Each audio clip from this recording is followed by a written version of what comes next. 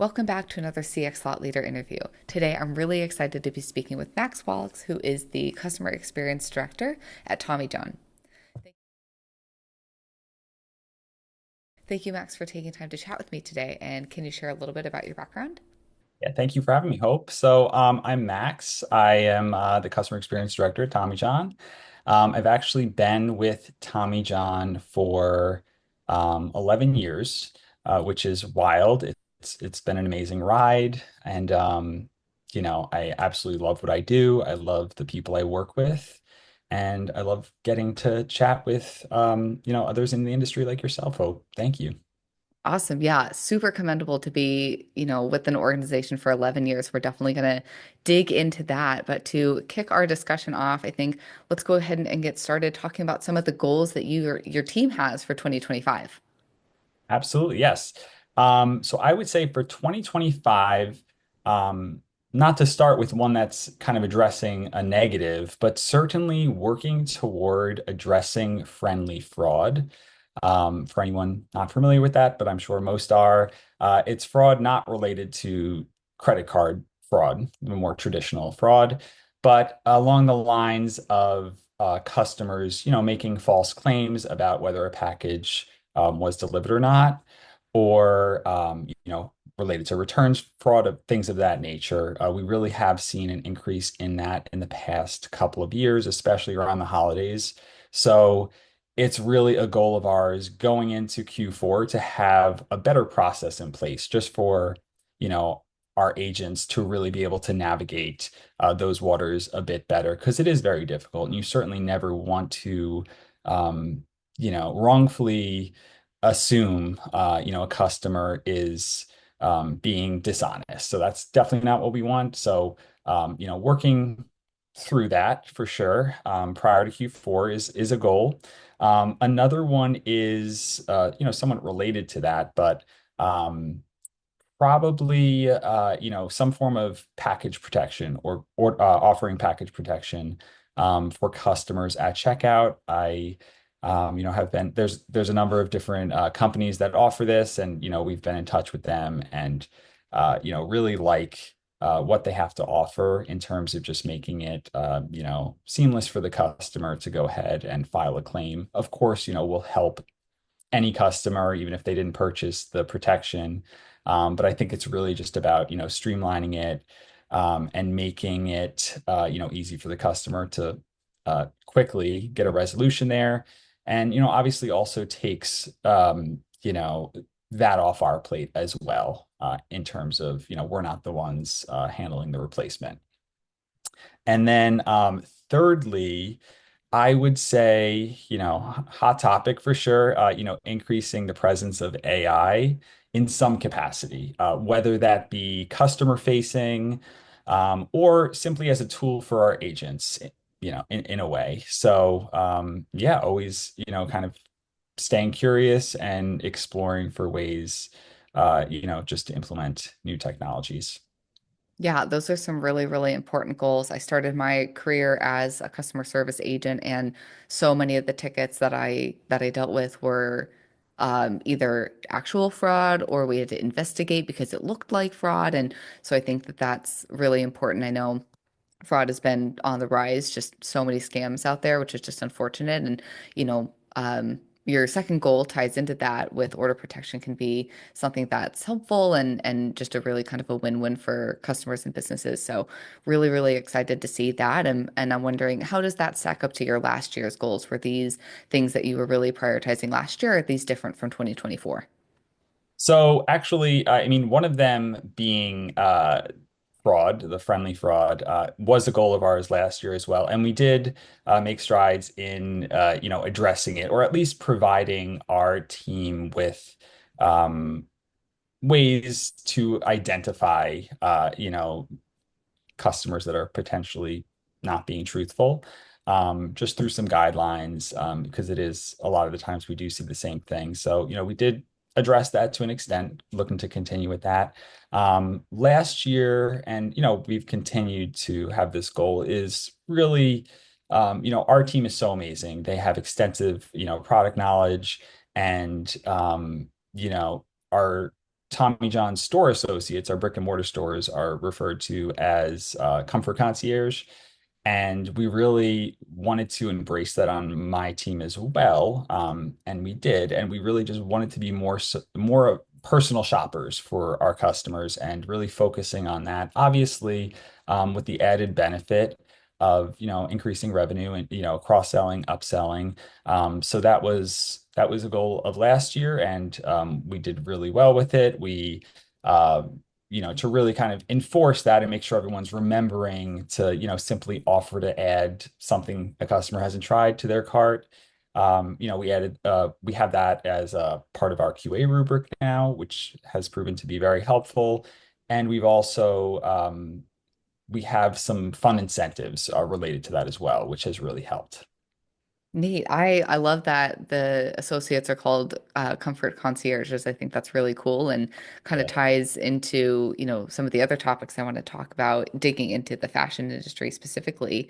I'm wondering if you could share some of the unique challenges that Tommy John faces in delivering really great customer experiences compared to other apparel categories. Okay, well, that's a good question.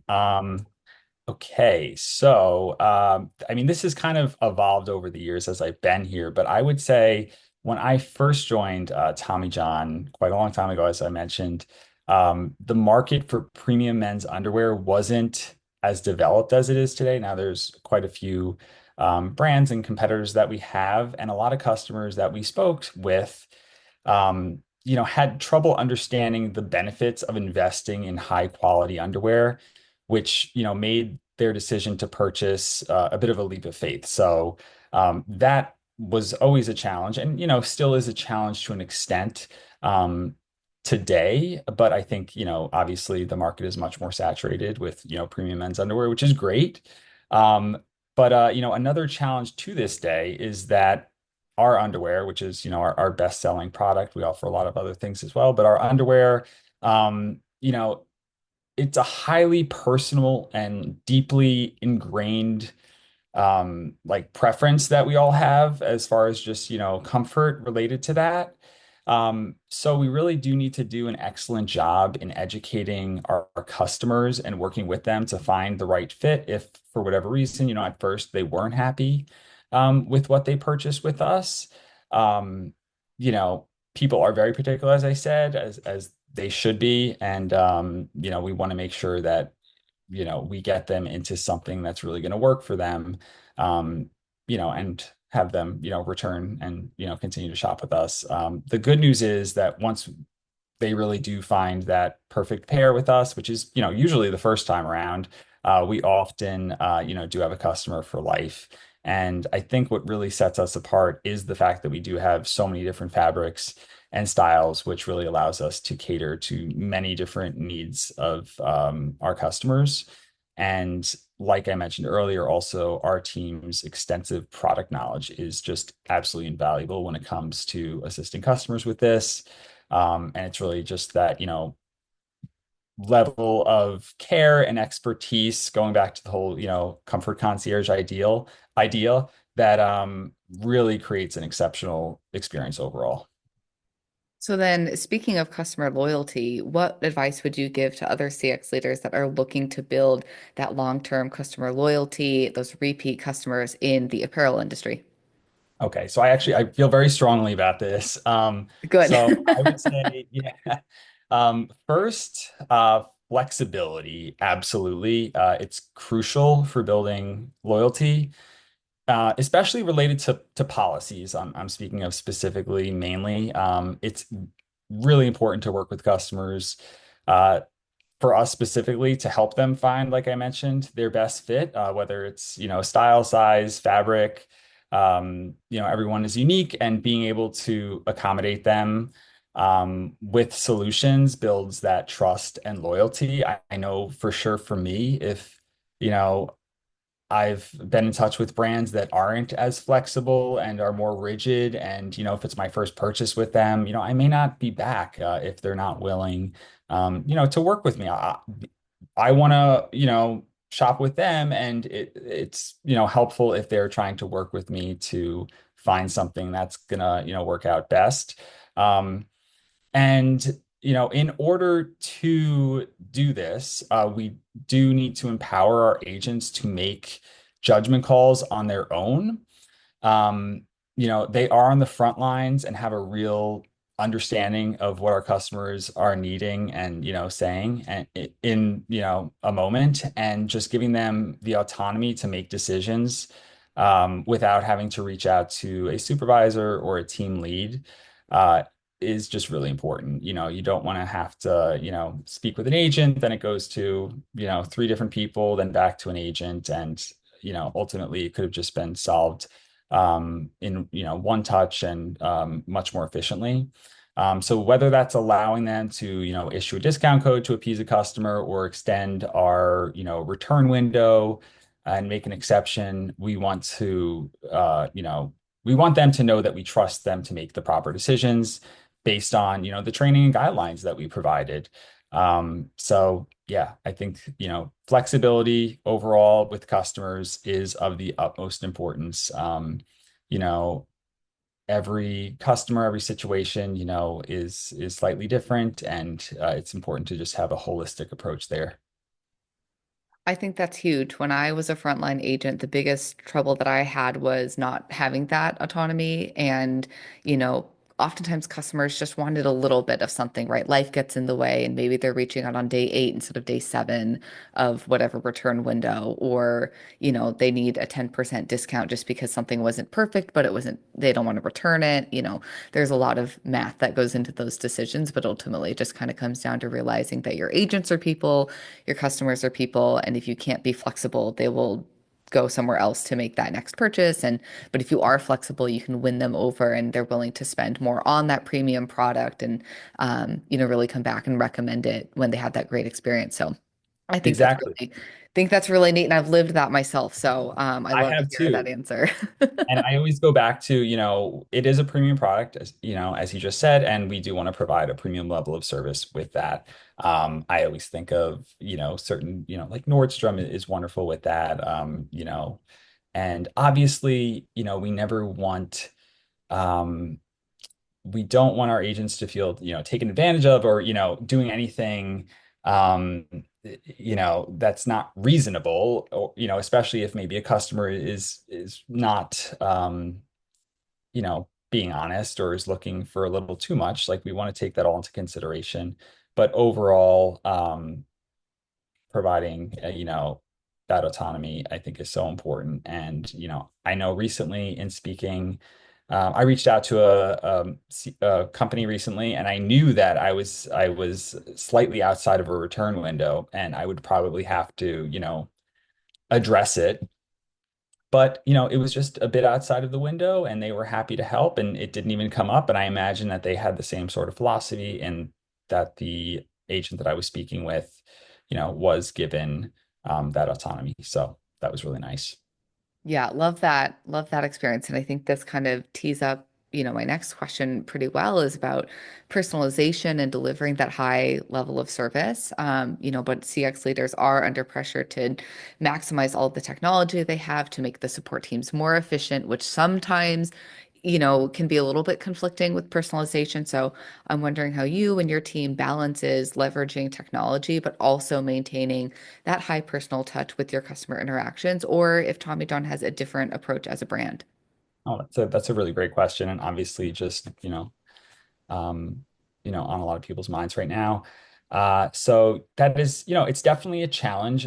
Happily, those at Tommy John, that I report to, aren't, looking to push AI on us, to, have us embrace AI too much or anything of that nature. And that's kind of where I'll take this question, is just in terms of, AI. Um, but I would say when it does come to AI, we've taken a very careful and gradual approach. We currently just have a dedicated team of agents, in case I didn't mention that earlier, that are always ready and to assist our customers. But we have introduced AI in ways for our customers to self-serve, specifically for calls. So when a customer comes in, We have a very advanced AI um, assisting them at first. And if it isn't able to assist them, they will easily get passed along to an agent.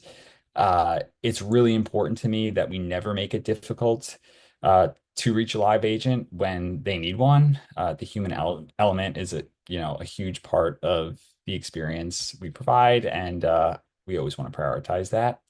Um, and as we explore new technologies, we are always committed to monitoring them very closely. So it's really just a balancing act, and ultimately, we want to make the experience more efficient for everyone involved. So yeah, it's just about testing things out, monitoring them. If they don't work out, you move on. But like I said earlier, we always try to stay curious and um, at least aware of what is out there and what could potentially help us. Yeah, we're seeing from some of the research that we've been doing that a lot of CX leaders, the first step for AI is really focused on internal things, whether it's looking like just better automations of workflows to kind of speed up work on the back end or tools to help human agents be more, efficient or effective or do less toggle switching, less tab switching. So there are a lot of those opportunities for AI and technology that really do go hand in hand with allowing the agents to do that personalization and that higher level of service because other stuff is freed up and made more efficient. So I think that's right in line with what we're seeing with the industry. And I think you've got a great approach there. So now I'd love to hear more about your personal career trajectory. I know we've touched on it that you've been with Tommy John for 11 years. That's really huge, to work your way up in an organization like that. So I'm wondering if you could speak a little bit how your experience rising through customer experience with the same company has shaped how you approach leadership. Yeah, it is wild that it has been 11 years. And I kind of fell into CX as many do. Um, I was at a company prior to Tommy John. And I'm fortunate to have hands-on experience working directly with customers at Tommy John, originally as a team lead. And then, like I said previously, at another company where I was an agent on the front lines and experienced firsthand, the typical challenges that agents face and learned how to navigate them. So that experience has definitely shaped my leadership style. In terms of I'm always thinking about how the decisions or changes that we make will impact our agents. Whether it's anticipating customer questions about a new product or understanding kind of the realistic volume of interactions that our agents can handle while still delivering a really high level of service. I'm constantly mindful of the agent experience, and this overall helps me create, solutions that are practical and support our team, as best as possible. So, um, I'm really fortunate for that. And because that's, it's not the case for everyone, but I think even if you weren't previously, an agent or um, anything else in CX, and you are leading a team, I think, regardless, it's crucial to stay really close and connected to what customers are saying, and not just through reporting or analytics. While that's very important, I think that you really do need to also be at some point, reviewing customer interactions, whether that's, reading through live chats or emails or listening to calls. That's still something that I do and the rest of our leadership team does and our CX team weekly, quite honestly. It's not like we're in there 24/7 reading every customer email. But we're certainly staying close to what our customers are saying. And, some people, may criticize that and say, oh, you're in the weeds. But I think it's vital. And yeah, like I said, we're not doing this every second of every day, but we could certainly take the time to really review what our customers are saying, especially, if an issue arises, if our agents, raise, a red flag and say, hey, we have an issue with X, Y, or Z, really diving in to kind of review those tickets or those calls and hearing firsthand, what's going on to get a better sense to then, properly escalate it, to whatever, department needs to be notified within the company. Yeah, that's a really great way to keep building that institutional knowledge that you've built over a decade, which is incredible. And it stays that way by taking time to really hear directly from the customer, even if it is, just a few tickets a week or just a few listening in on a phone call. So I think that's really neat. And before we wrap up, I'm wondering, any final bits of advice you want to share with our community? Any hot takes? This is your chance, to take it away and share anything else that we haven't covered yet. Yeah, I would just say that I think, the most important thing overall in, I think, leading any team, um, and, specifically in CX, is listening, to your team. And so not only, like I was just talking about, listening to the customers, but also listening to your team and listening to your agents and, um, showing, that you value their opinion or concerns. So that's just something I'm huge on.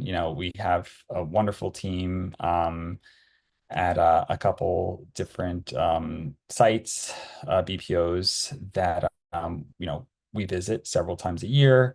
We meet with them, chat with them, get to hear what's working, what's not working. But that's just visiting them. We're literally in touch with them. They're just our coworkers essentially. So kind of hearing from them and making changes, as needed to really show that, hey, we're listening to you. I think it's just so important. Well, thank you, Max, for taking time to be here and chat with us today. I know there was a lot of great stuff in here for CX leaders. And for our listeners, be sure to subscribe to Customers YouTube channel so you don't miss another CX thought leader interview. And we'll see you next time.